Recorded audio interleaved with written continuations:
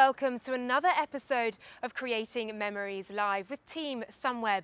We're coming to you from Rome as 3 weeks of incredible racing at the Giro d'Italia comes to a close. I'll be joined soon by Chad Hager, Roy Curvers, Laurens ten Dam and Tom Dumoulin, plus a couple of the coaches as well. And what a Giro d'Italia it was for Team Sunweb, 2nd and 9th in the general classification, a stage win and some pretty incredible racing as well. First, let's take a look at the backdrop, the beautiful Rome, for today's stage.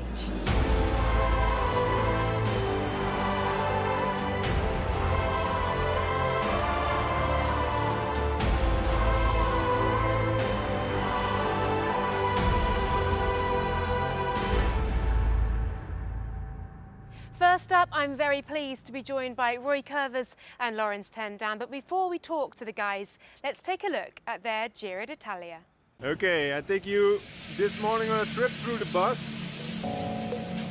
I sit in the back, like always, bad boys sitting in the back. Eh? The fridge, also really important. Fully stocked. First thing I do in the morning, I'll boil some water.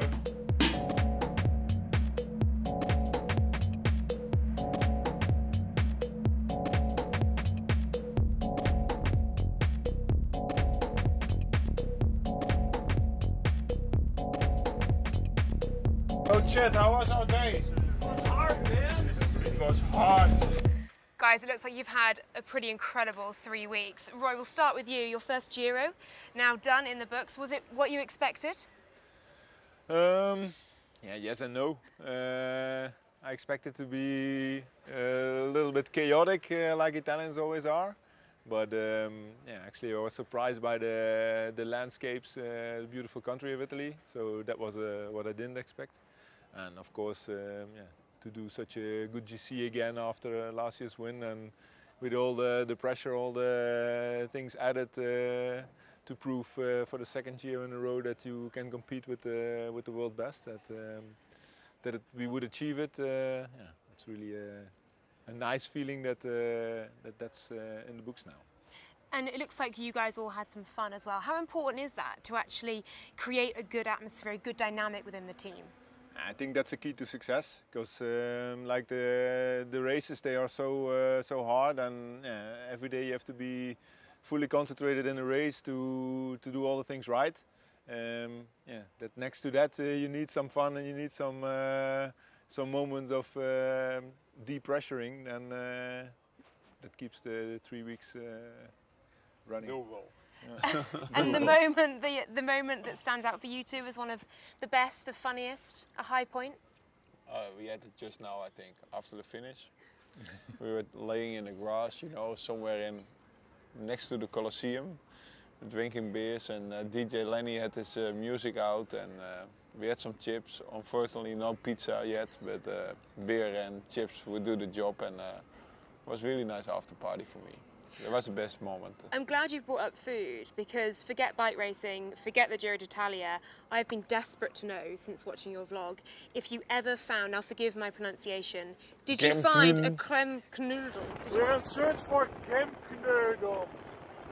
So if somebody knows in a restaurant where they have it, send a message. Did you find something one? like no. Some omens showed me on Google how it looks like. So, you were pretty intent on finding yeah, the crème knödel. I was desperate to find it, but I climbed 500 meters that day on a rest. 1,000 altitude meters we did. The boys they were getting a little bit grumpy. I wanted to climb more to find the crème knödel, but we decided to turn around and go back to the hotel, you know, which was down by the river. Okay, so forget Austria.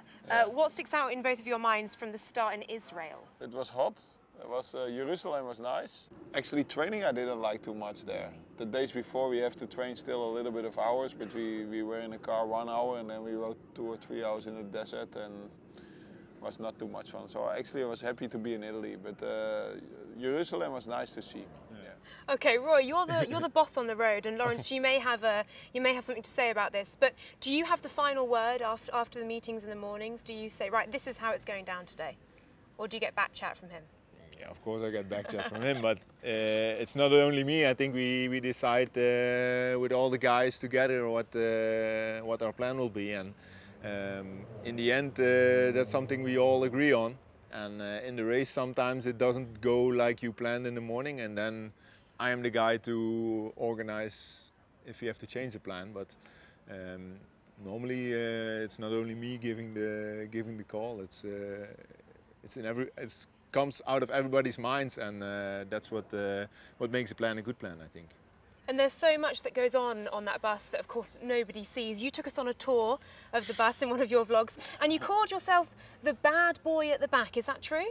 Are you the bad boy at the back of the bus? No, like when I was young I always wanted to be, but I was always in the front.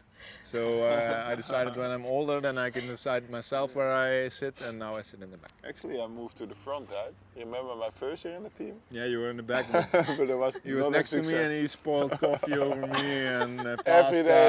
Banished him to the front. So I go to the front, don't make a mess. I removed him to the front, yeah, that's true.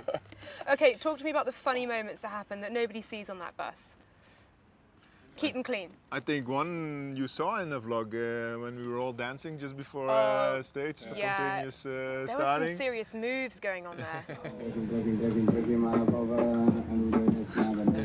We have a Polish dancing bear who did some incredible... I'm not good at dancing. No.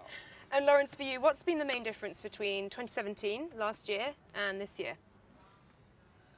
Last year we were here with the pink jersey, right? So I mean, that's the obvious one. The main difference. But I think we can be really proud, and especially Tom. You know, after last year, to confirm is always more difficult than to get to the top, and then to come here after a period of training and to confirm. Like, for me, he's the guy who's been 3 weeks on the same level.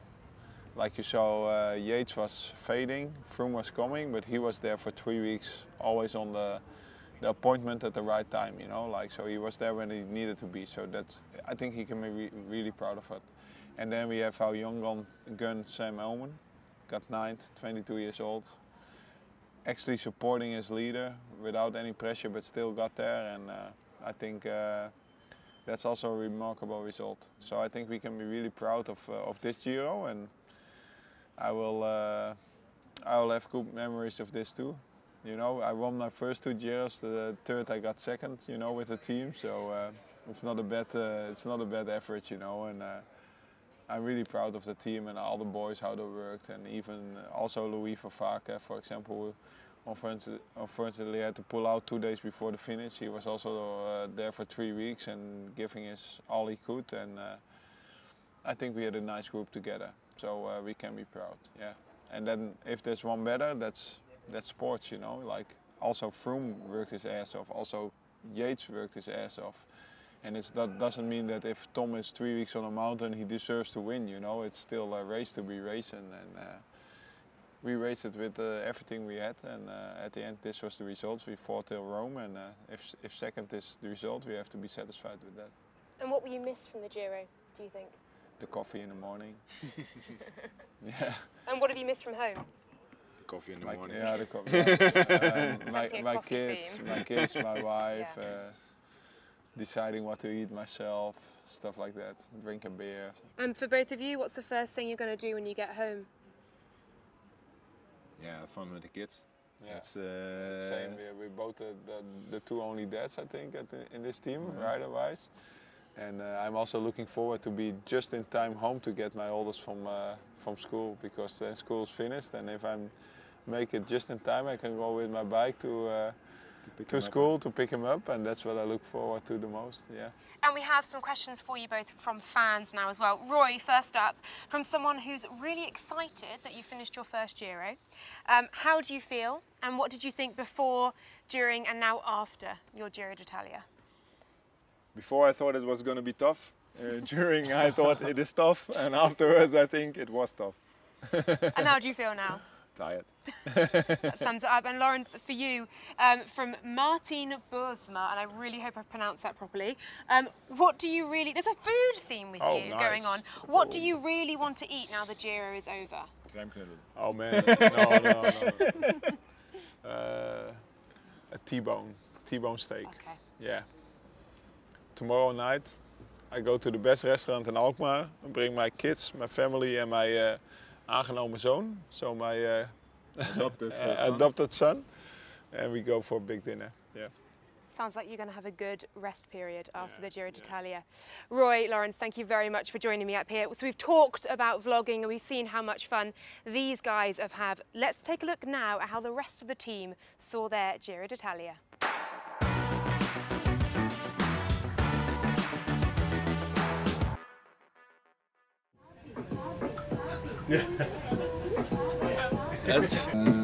Even nog wat draai aan en ik de boel voelt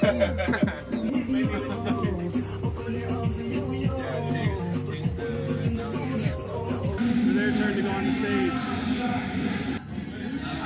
I don't know why. Just want to show you my little cockpit. Today here all the delicious bombers, power boosters, gels for the riders who pass by.